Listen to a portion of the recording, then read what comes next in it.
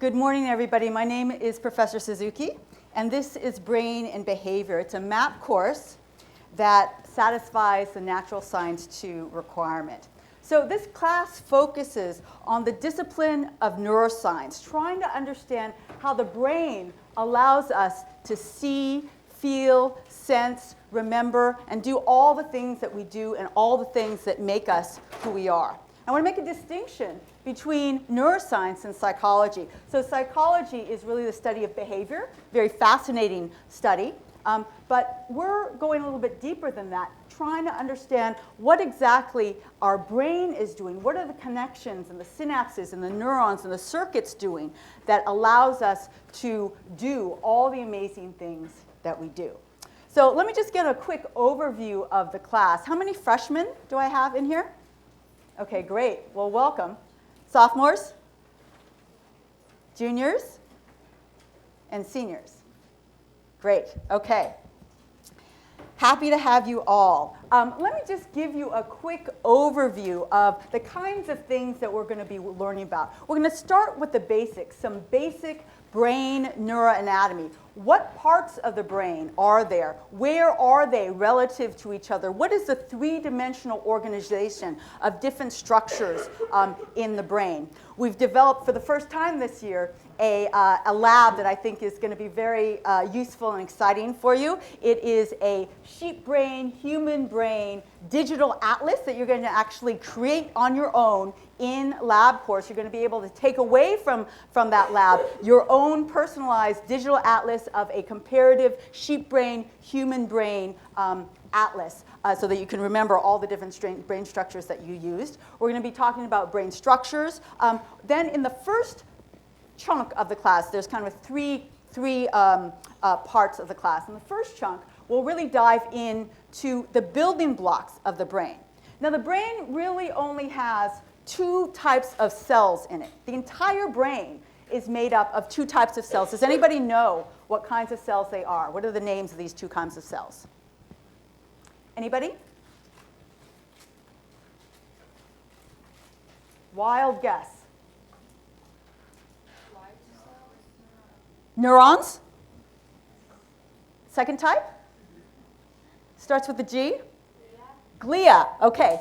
The whole brain is made up of only neurons and glia, just two types of cells. And of course, there's different kinds of neurons, different kinds of glia, but really it's only two main parts. And our goal is trying to figure out how they're put together in all these different systems. We're going to be talking about neurons, glia, and their interactions, their communications, which are synaptic communications. They communicate through a combination of electrical and chemical synapses. A huge chunk of the kind of conceptual work that we're going to be doing in this first third of the class will be understanding those synaptic communications. You people that came in, Eric's going to give you a syllabus over here. We're also going to be talking about neurotransmitters. In the second part of the course, we'll move on to sensory systems. So how do we see? How do we hear? How do we feel? How do we smell? We're going to be talking about the general principles of organization that are similar across all the sensory systems. And then we're going to move on to the motor system. So once the sensory information comes in, you want to do something about it. You want to act in the world. How is that motor system organized?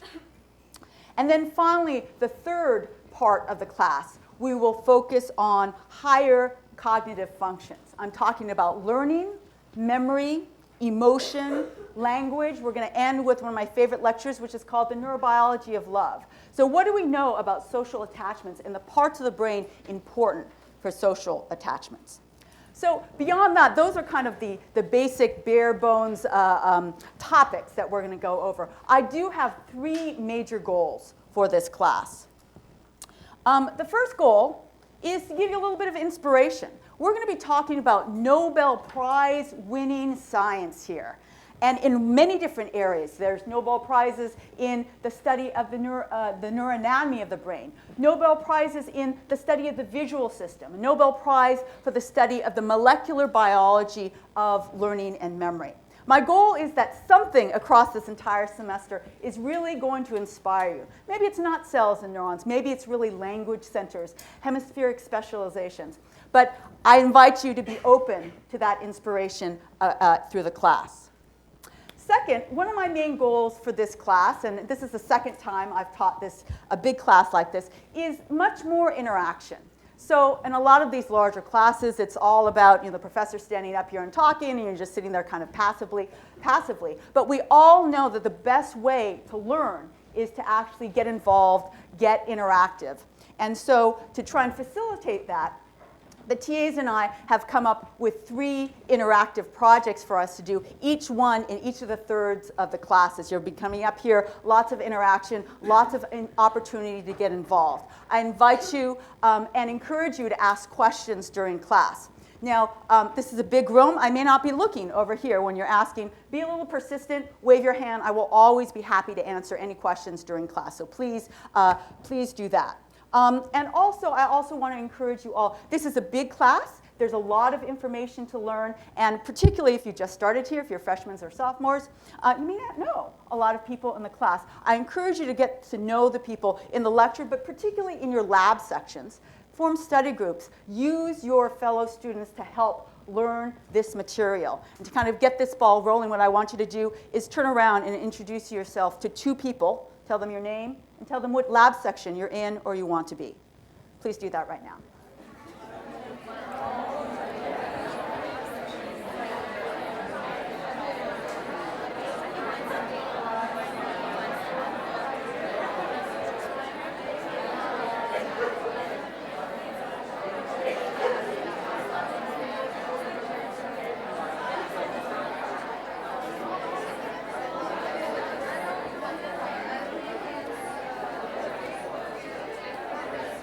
Okay, great.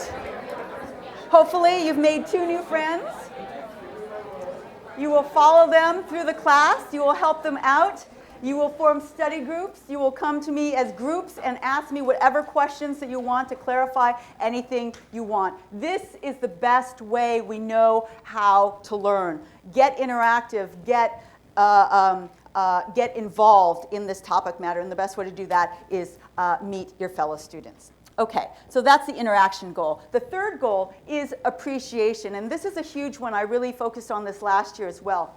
Appreciation, by appreciation, I mean I want you guys to gain an appreciation of all the different ways you see neuroscience in your lives. It's all over the news. It's all over the New York Times. It's all over different plays that you see here in New York. And so one of my goals is to really open your eyes to all the neuroscience around you. And to help you with that, we have 2 different homeworks that I'll talk about in a little while. That will encourage this. A media report where I'll ask you to go out and read something in the newspaper and write a little report associated with neuroscience, and then a movie project where we'll ask you to watch one of a wide range of movies that's associated with neuroscience or neurology, and talk about how accurate those are relative to what you've been learning in class. Okay? So inspiration, interaction, and appreciation are my overall goals of this class. Speaking of interactions, I just want to mention that this class is being filmed for what's called the Open Education Project. So there is a camera back there, and there are operators, and they're filming me. They're filming the lecture part of the class.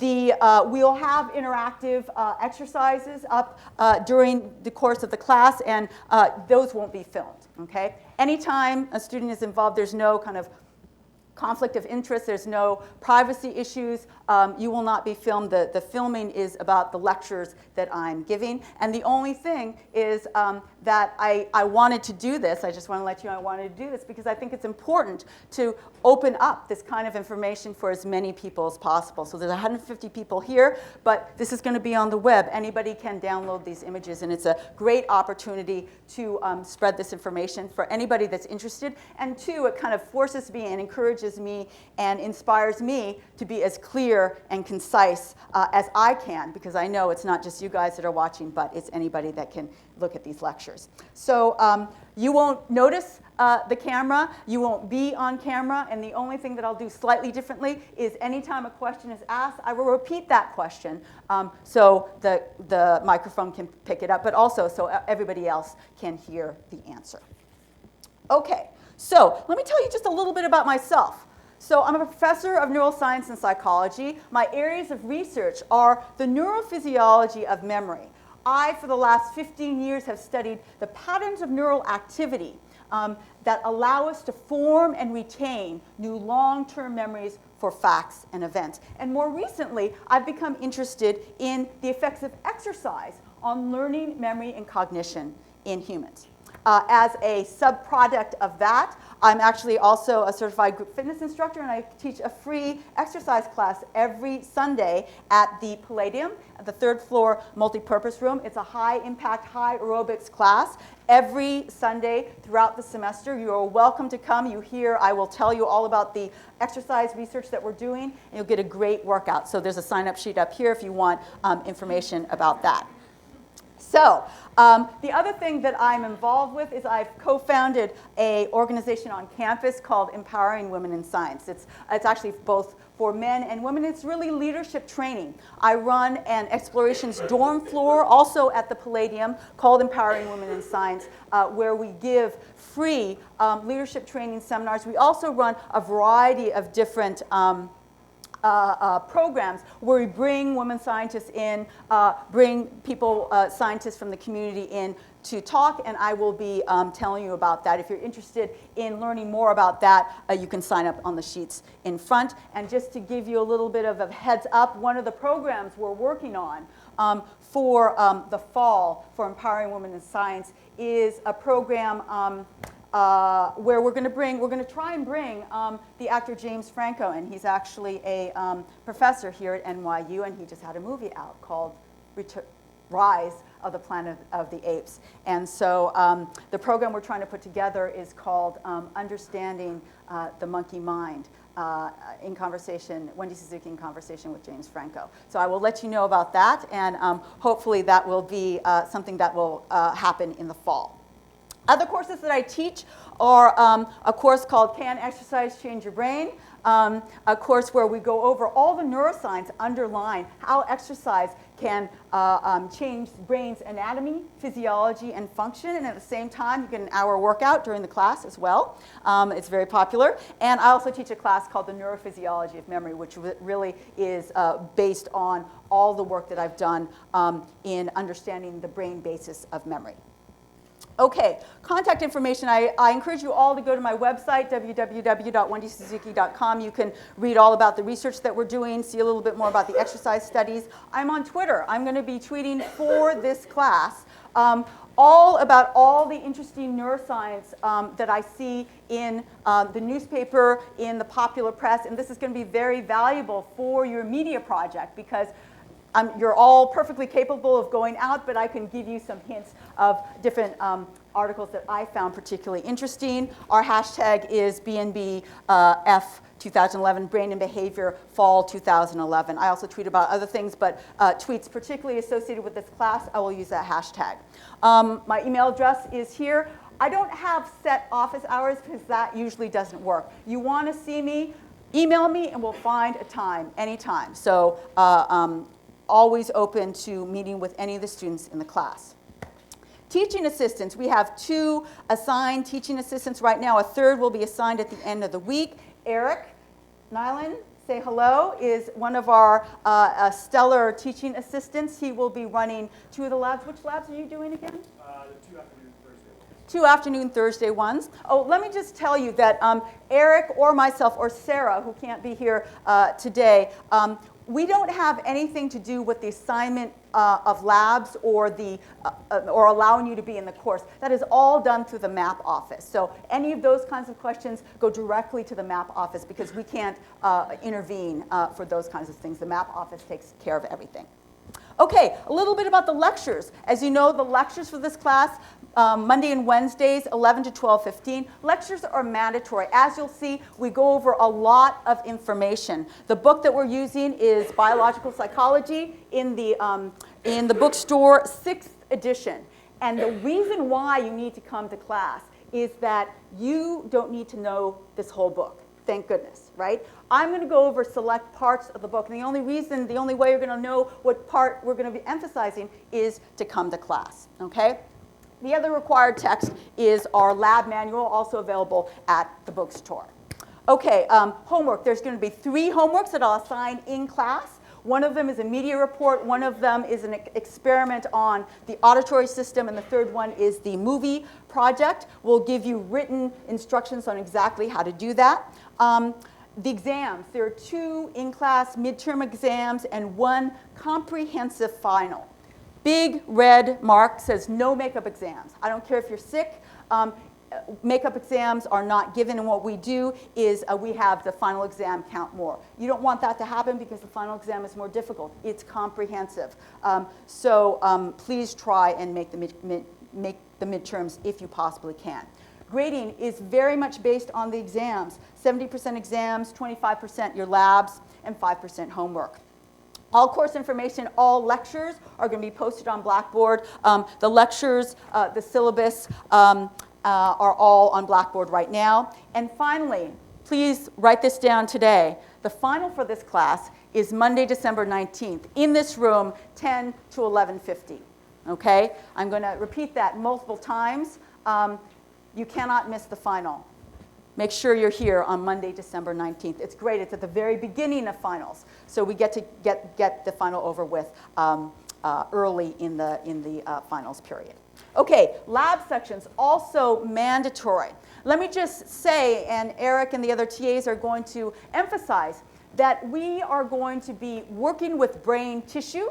You're going to be doing a sheep brain dissection lab. We're going to be working with rats at the end of the semester in a rat behavior lab. These are mandatory.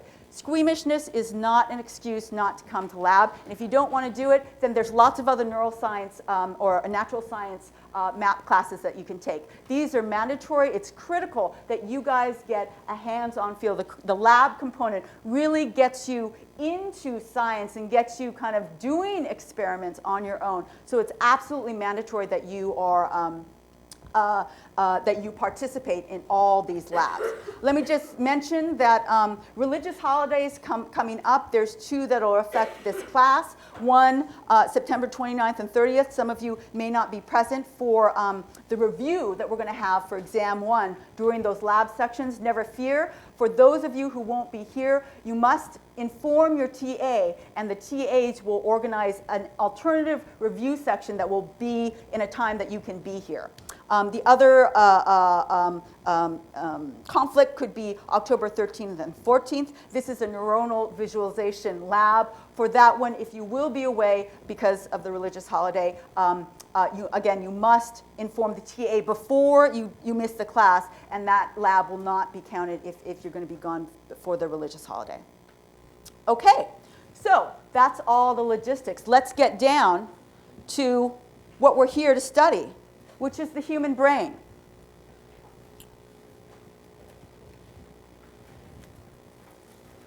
So this is a real human brain. It's actually really dense. If we have time at the end of the class, you can come up and throw on a pair of gloves and pick it up. But this is it. This is what we're going to be studying for the next 15 weeks.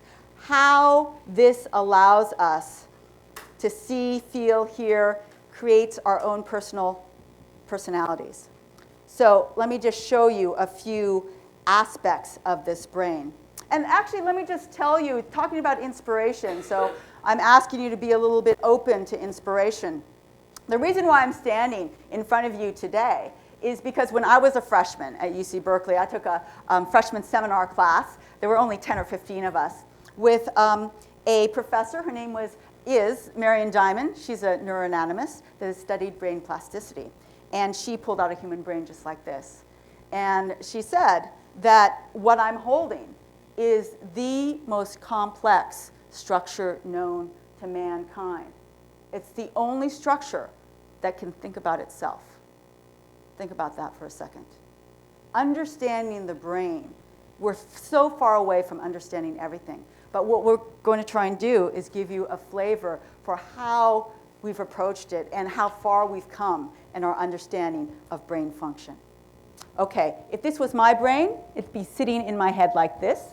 This is the frontal lobe, and my little eyes would be sitting right here, okay, looking out from right here.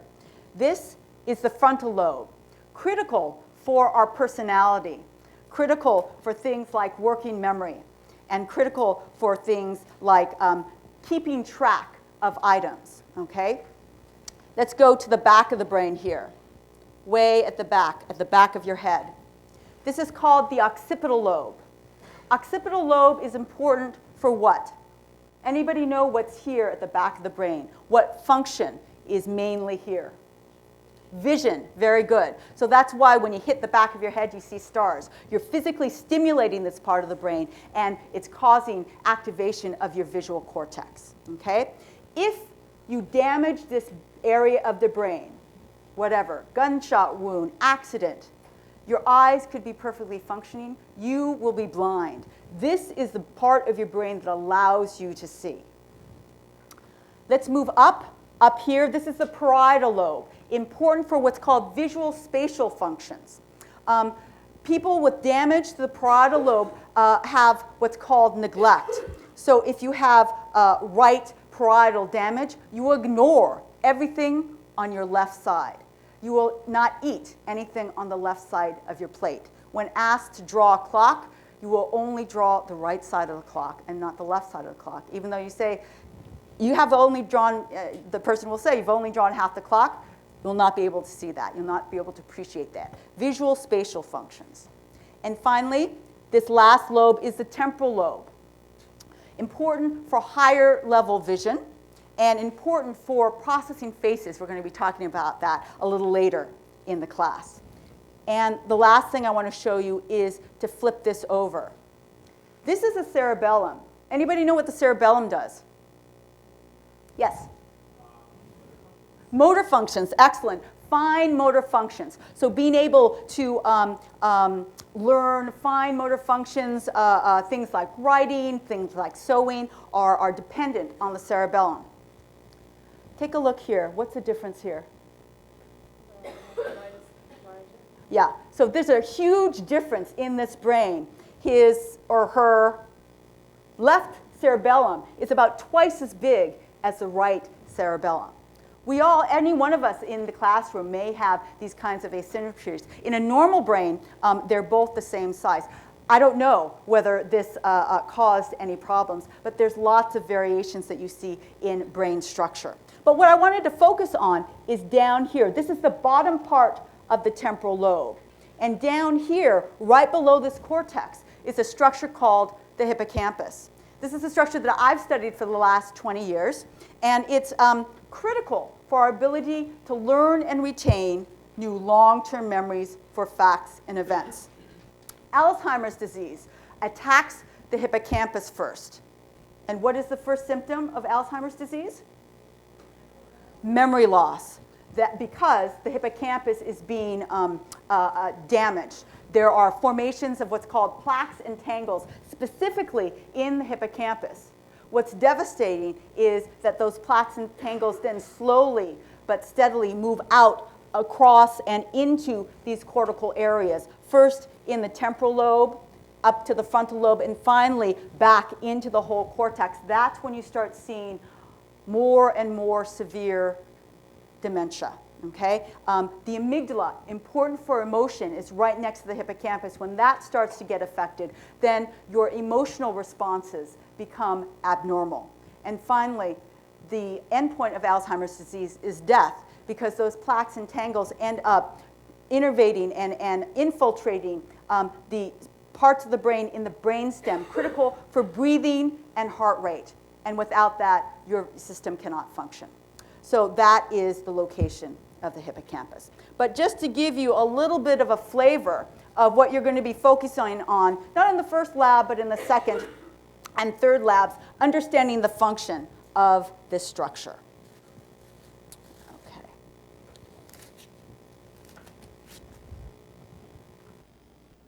Okay, so what I like to do in these opening lectures is give you a little bit of an overview. But what I always do is try and choose a couple of examples that have been most striking to me about something that I've seen in neuroscience recently. Last year, there happened to be a huge number of articles in the New York Times about neuroscience, so I just went through those and just illustrated how much neuroscience is in the news. This year, it was 2 books that were really striking and interesting to me. And the first book is a book that was recently published called Portraits of the Mind, Visualizing the Brain from Antiquity to the 21st Century. It was written by, he's a graduate student at Columbia in neuroscience graduate school, but for many years has had a fascination with collecting neuroscience illustrations from the most beautiful illustrations, from the most kind of technologically advanced techniques we have today, all the way through antiquity, and he put them together in really a beautiful book. So this was a great example of just to give you some portraits and to show you the beauty of the nervous system and how it's been illustrated over time. So we're going to start with some of the early pictures. This is just a quick overview, but anybody interested, I'd really recommend that you check this book out. Here is a picture, a reproduction of the oldest known drawing of the visual system from 1027. This drawing was made in Cairo. And what we're looking at here is, this is a picture of the eyes. Here's a little nose. And what we're looking at is the optic nerve coming up and crossing here at the optic chiasm. You're going to see all of that in the sheep brain dissection that we do in the second lab. So even as early as 1027, people were interested in understanding the neuroanatomy and how vision gets to the brain. Okay, now we're going to jump to the 19th century with the study that has become known as phrenology.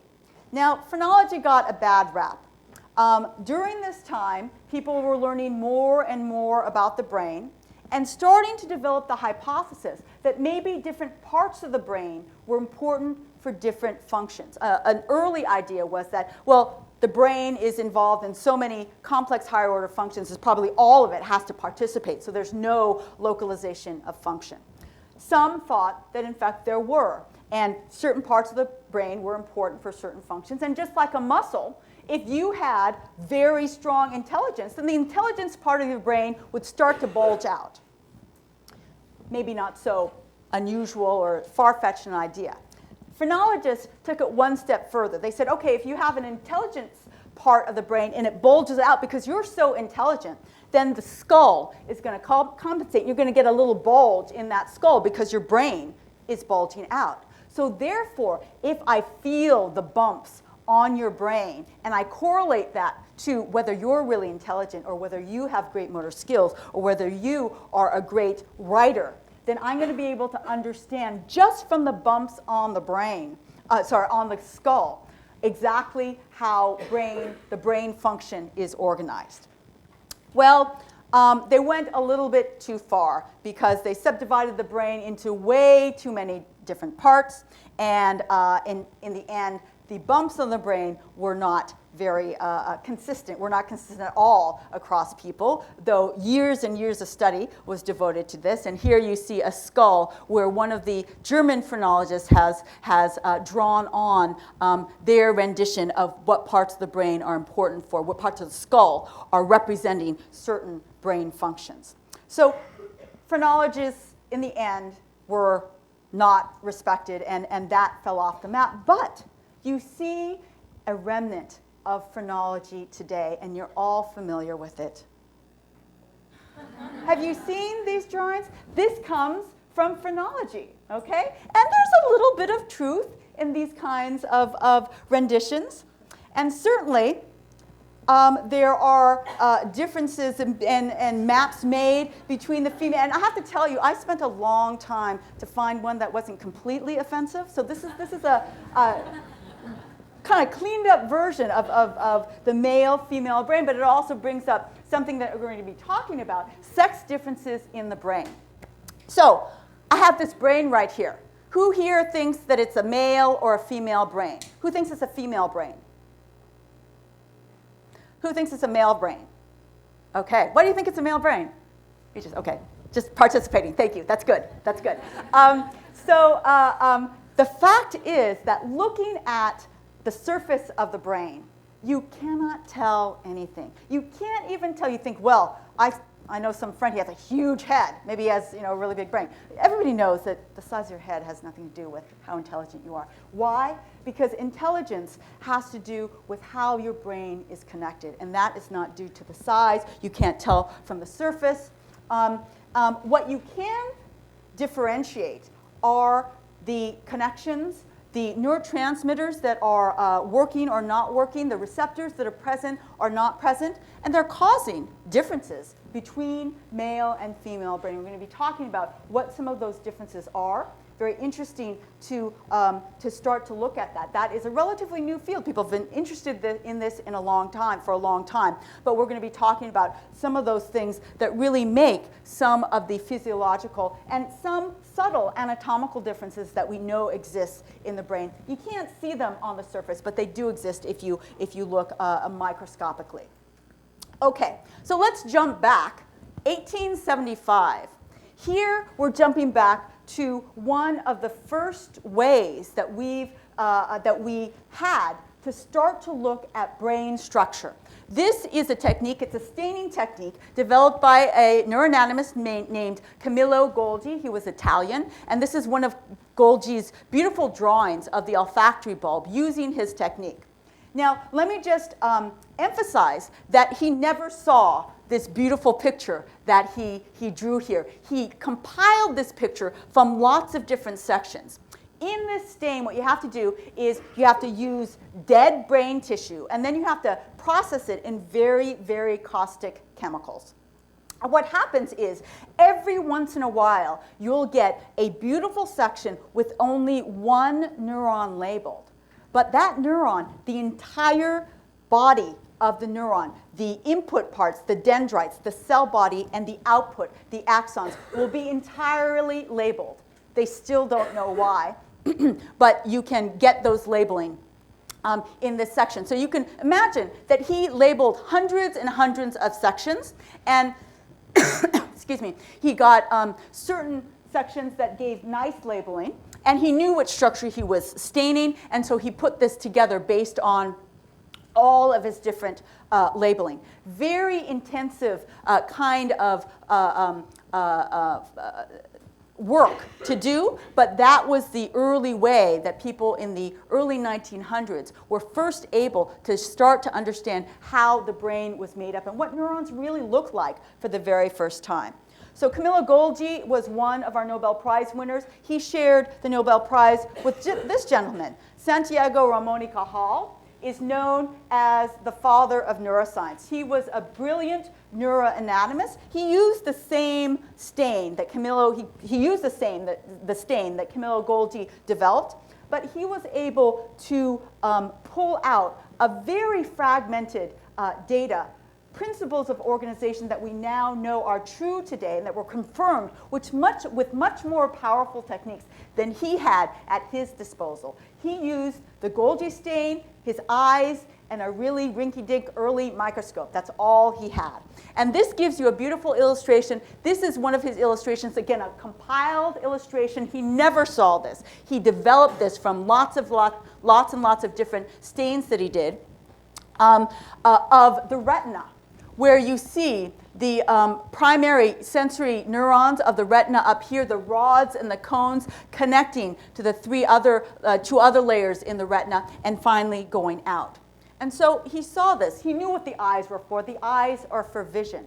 And what he noticed is that the dendrites in this structure and in general tend to be of lesser extent. They extend out lesser amount than the axons that can travel a long, long distance. And he gleaned from that what is happening in this neuron, in these neurons, is probably a unidirectional flow of information. And he certainly saw this in the retina, where he knew that all the information was going in one direction, and all the neurons were kind of facing in that direction, with the dendrites on one end and the axons on the other hand, meeting the dendrites of the next cell towards the axons of the other. And so he developed this idea of the principle of directional specificity. Information always flows from the dendrites to the cell body to the axon. Now, the only way to confirm this is with physiology, which didn't come online for many years. And he was able to glean these just by looking at his neuroanatomical preparations, which is why he is still considered such a genius in the field of neuroscience. Okay, so we have this stain, and for many years, including today, people still use the Golgi stain to look at dead tissue and figure out what the connections are. But there's a problem. You can only study dead tissue, and the stain is only black. If you're lucky, you get one cell that's stained, and in other sections, you get a whole black mass because there's 30 cells or 100 cells that are stained, and there's no way to tell the difference because they're all black. You have to tell me there's a better technique than that. And for many years, in fact, up till about, 8 years ago, the answer was no. That was one of the premier ways to look at the anatomy. But we come to a new era of neuroscience, and the new era starts with a lowly, what is this called? A jellyfish, sorry. The lowly jellyfish. So this is also a great example of what's called the value of what's called basic science. So basic science is curiosity, studying science for curiosity. I'm a basic neuroscientist. I study memory. Now, my studies are related to Alzheimer's disease and aging, where memory gets worse, but I don't study Alzheimer's disease and aging. I'm interested in how memory works. Neurobiologist was interested in how the jellyfish fluoresces, okay? And why is that important? Because this curiosity, you never know where this finding is going to go. This biochemist, who actually won the Nobel Prize for this, had no idea that he was going to develop the next best technique to the Golgi technique when he started studying bioluminescence, but he did. So he was interested in the proteins that allowed this jellyfish to fluoresce. And he turned out to find two different proteins, one that fluoresced blue and one that fluoresced green. And the green one would fluoresce green only in the presence of the blue one. Okay? The blue one had a name, but the one we're going to focus on is called green fluorescent protein. Okay? So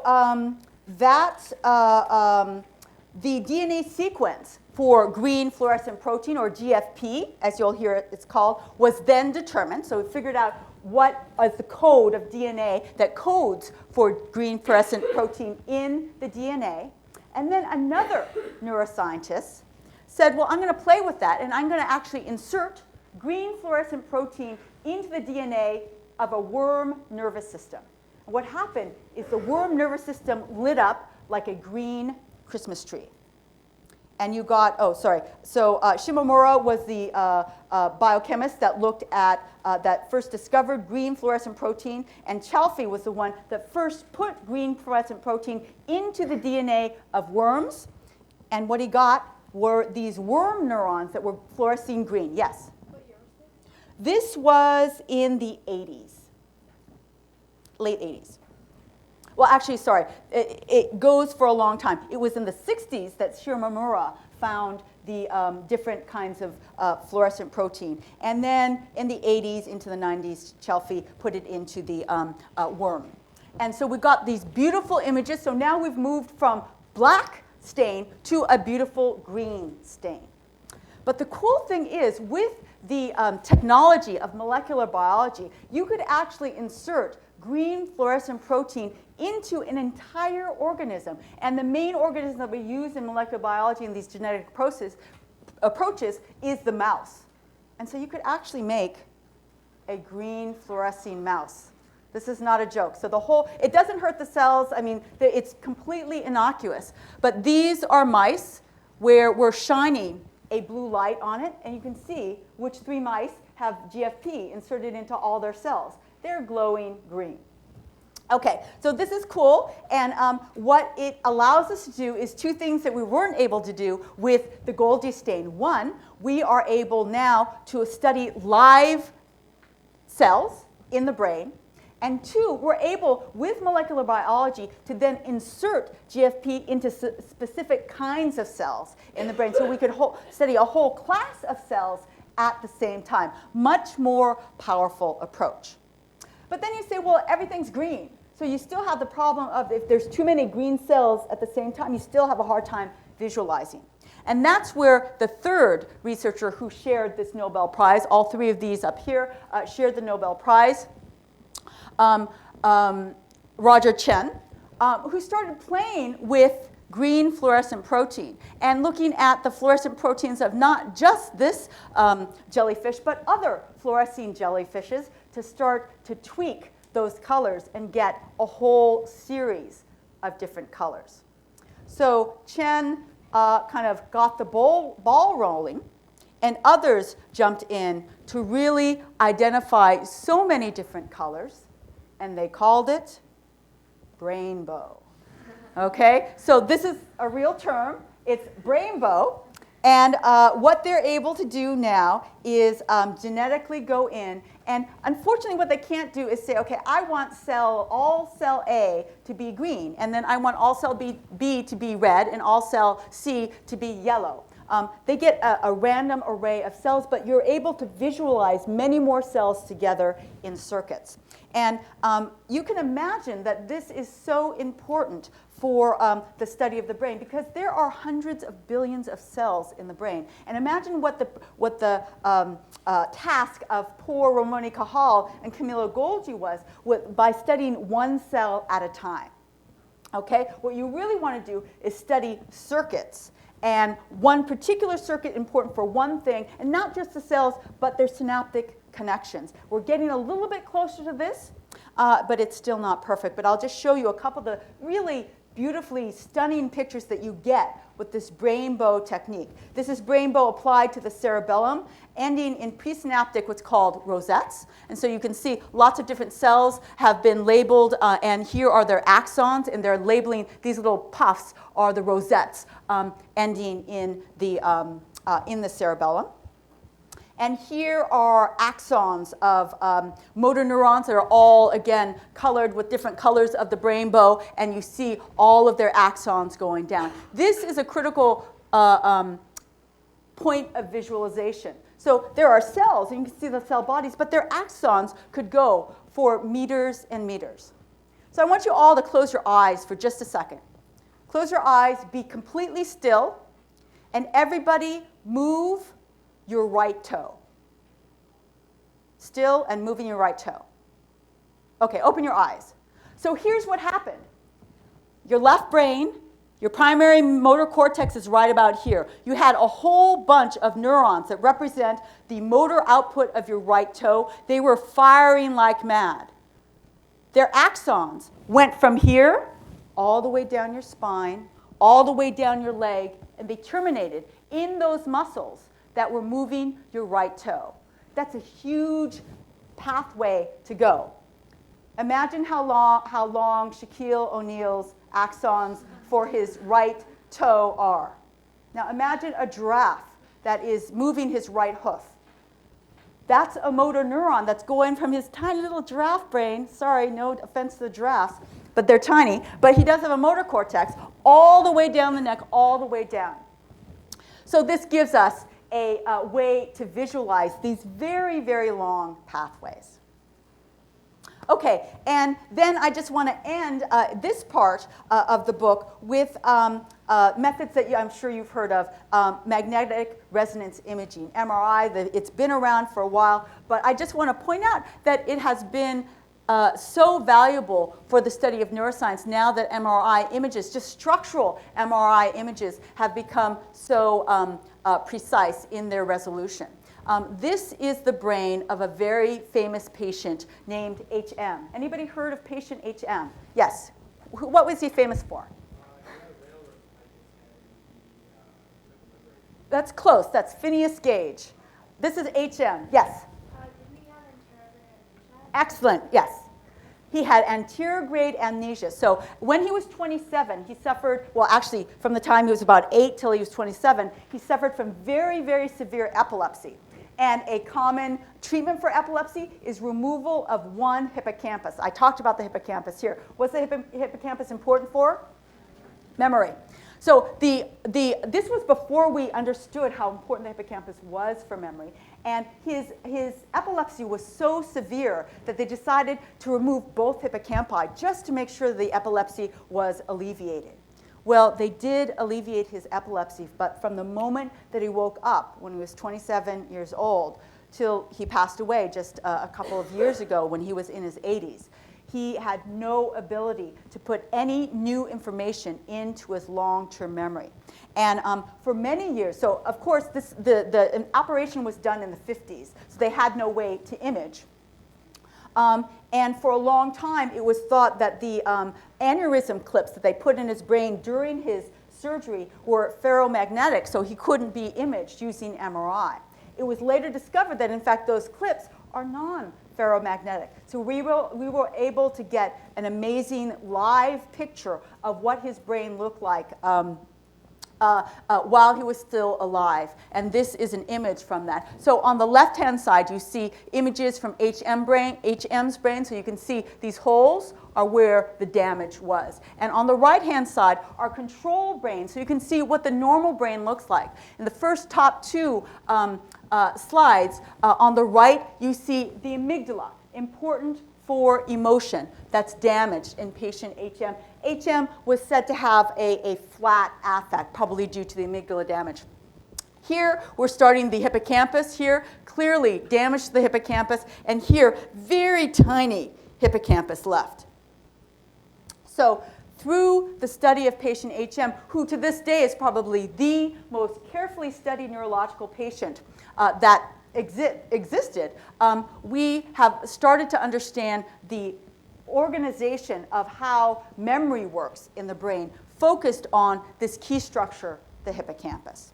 Now, we've gone a long way from these simple structural images to a new technique called diffusion MRI, which allows us to image, again, those effusive and very, very thin axons, those outputs of the neurons. And here we're looking at the axons in the cerebral cortex. And this is from a patient with damage to the thalamus and the midbrain. Anybody have a guess where that damage is shown on this slide?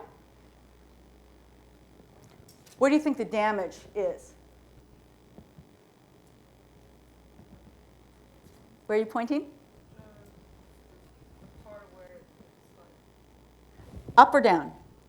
down. Down? This, yeah.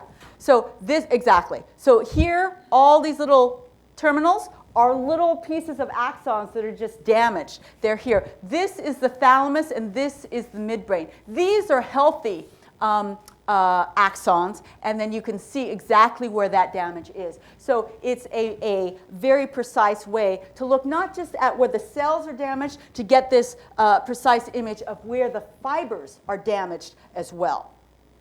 Okay, so that gives you a little overview of some of the kind of pictorial representations of the history of neuroscience and where we are in kind of visualization functions. But I told you I had two examples of appreciations and things that I've seen in the literature. And the second comes from a book that I read. The book is called Spark, How Creativity Works, by Julie Burstein, who's actually here in the audience today. So we could ask her any questions that come about this book. And this is a wonderful book that was taken from a series of interviews that was done on a public radio program that Julie was the executive producer of called Studio 360, where they were able to bring in all the most creative people really in the world and interview them about their creativity, about their lives. And what Julie did is she kind of distilled down what is it about them, what is it about their history that makes them creative. And just to give you a flavor for some of the people that she describes, there's artists, there's Broadway stars, there's TV stars, there's musicians, there's authors, there's playwrights.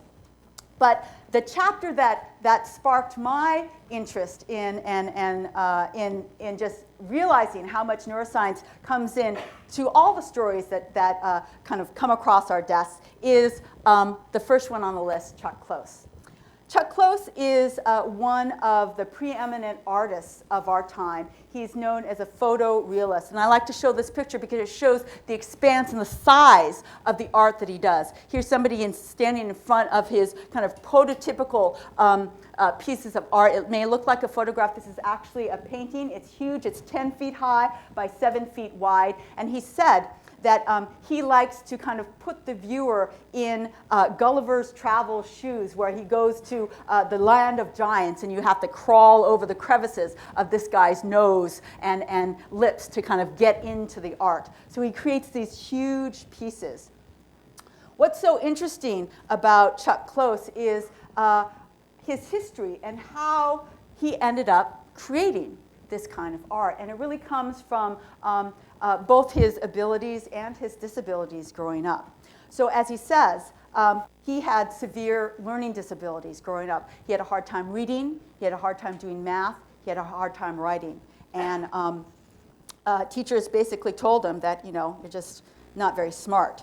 And I just want to play a little audio clip here that gives you a feeling in his own words of what those early years were like. I think I learned early on that since I also wasn't athletic and I couldn't run or catch a ball or throw a ball, that I needed to do something to keep people around me. So I began doing magic acts and puppet shows, and I began to realize that one of the things that I could do that my friends couldn't do was draw. And I was lucky enough to have the support of my family and to feel like I had something to say, even though I didn't say it in the traditional way. I was learning disabled, although in the 40s and 50s nobody knew from learning disabilities. I was just dumb. Okay, so out of these learning disabilities, he certainly at an early age recognized his artistic abilities. At the age of 8, he was studying with a teacher, and he was drawing, you know, nude from nude models, which he says made him the envy of all the little boys in his neighborhood. He certainly recognized his artistic bent very early. But why faces? Well, that comes out of another issue that he had with his visual system. And here I'll quote from Julie's book. She says, he's also certain that his choice of subject, that is, the big faces, stems from another facet of his learning disability. He says, quote, "I've had face blindness or prosopagnosia my whole life. Really, it's been a nightmare situation for me." Close once said, "I don't know who anybody is and have essentially no memory at all for people in real space. But when I flatten them out in a photograph, I can commit that image to memory in a way. I have almost a kind of photographic memory for flat stuff." So his taking photographs of people, and all of his early work were self-portraits, but of his friends, were a way for him to actually commit those images to memory. Now, I've seen him interviewed in lots of, in a number of different situations. I highly recommend go look at the Stephen Colbert interview with Chuck Close. It's actually hilarious. But he says that, Colbert asked him, what does it look like when you're looking at me? And he says, well, every time your face moves, it looks like somebody different. So I have no idea that you're the same person. You and I can generalize across all the different angles. If I move this way and move this way, you don't think it's suddenly a different professor up here, it's still me. He is not like that. And he said that even friends that have lived with him for many years in the same house, he still doesn't recognize them. Now, of course, you can recognize the voice, but face recognition is hard. We're going to be talking about that. That is part of the visual system. Face recognition is a critical social aspect in our lives, and we know the brain area critical for that. It's in the temporal lobe, and it lights up when people are asked to recognize different faces. This is clearly gone in Chuck Close, but look at what he was able to do with the talents and the abilities that he had to create amazing art through his attempt of learning the faces in the way that he was able to. So let me just play the second and last quote, where he gives a really nice. Also, part of my learning disability was being overwhelmed by the whole, and I found it to be particularly helpful to use a grid to isolate one small piece that I could work on and forget about the rest of the picture. But at a certain point in my work, I began to let the grid show and to leave it as part of the picture. So what is he talking about, this grid? What he's saying is that, you know, he not only flattened out the picture, but he actually subdivided it in different parts. Because what its process is, here is also a very famous big self-portrait from 1967. But what he did was the following. This is a photograph that he took of himself. And what he did is simply superimposed a grid on top of that, and then blew up that grid and painted each grid one by one. He was overwhelmed by the whole. He subdivided it and reproduced each little bit by bit, so he, as a person with his kind of brain, could understand it better. It turned out like this, and what he was saying is that at first he didn't let the grid show, but later, this is also a much more realistic one, later in other works, the grid became part of the work, and it was part of what he was able to show.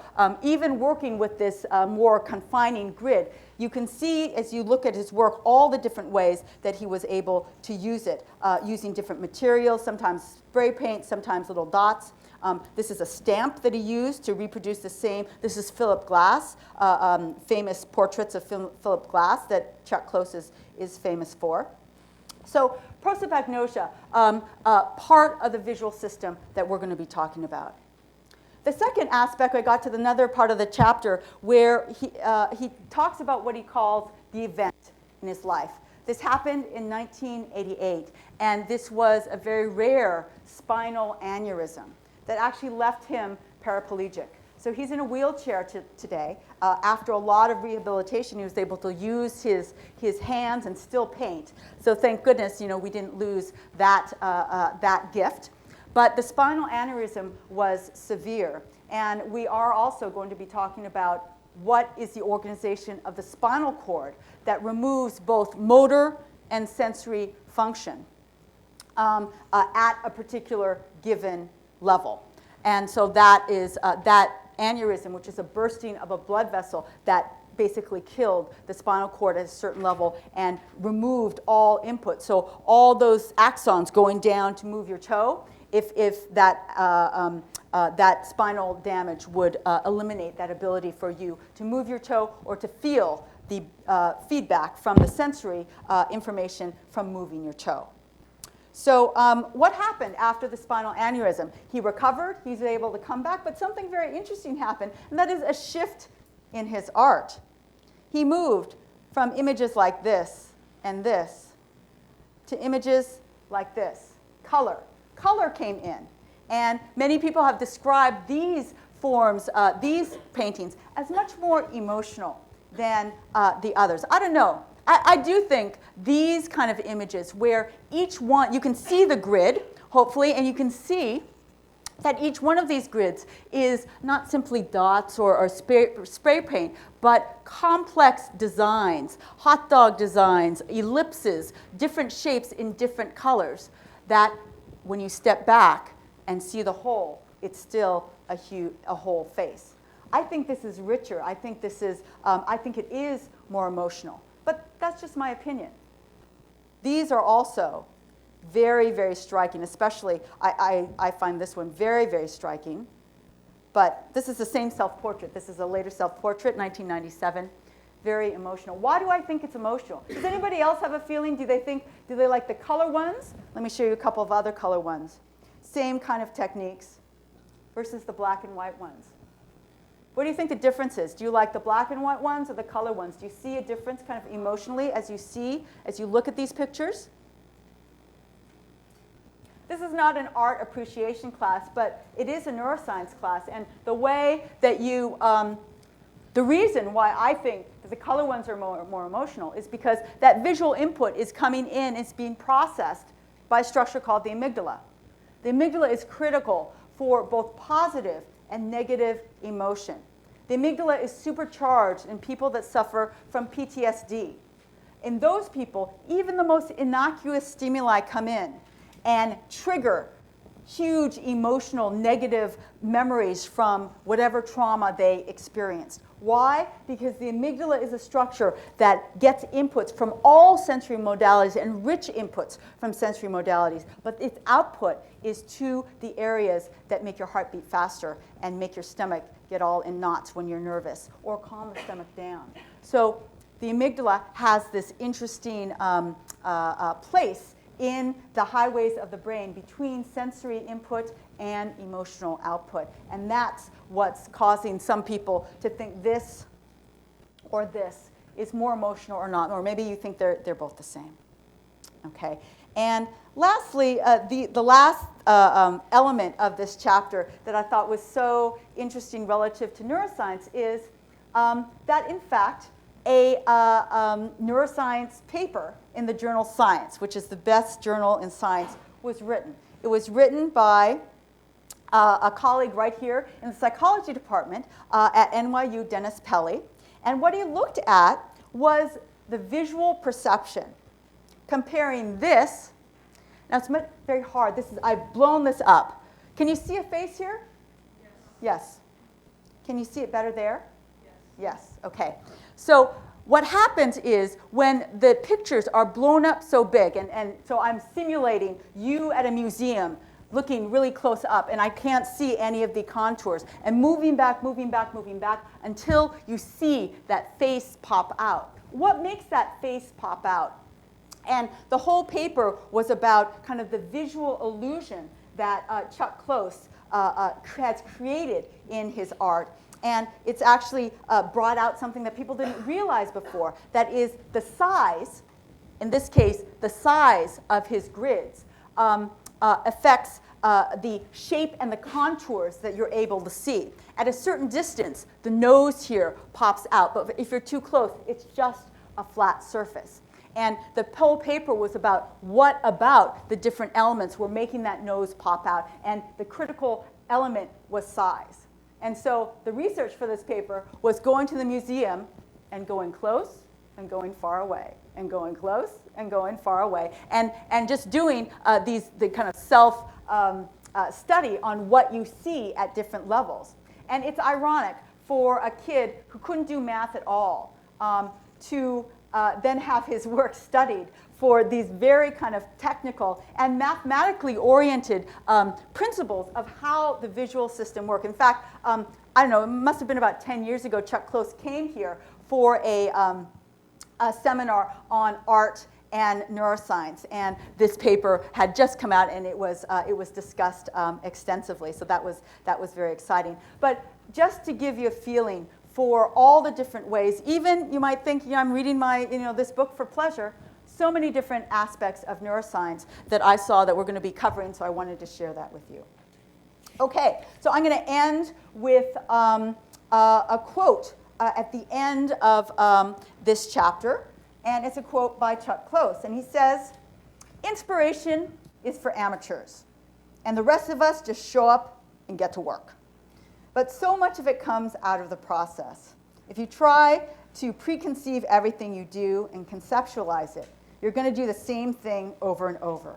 If, however, you get busy and things occur to you in the process, you make the rules, and therefore you can break them."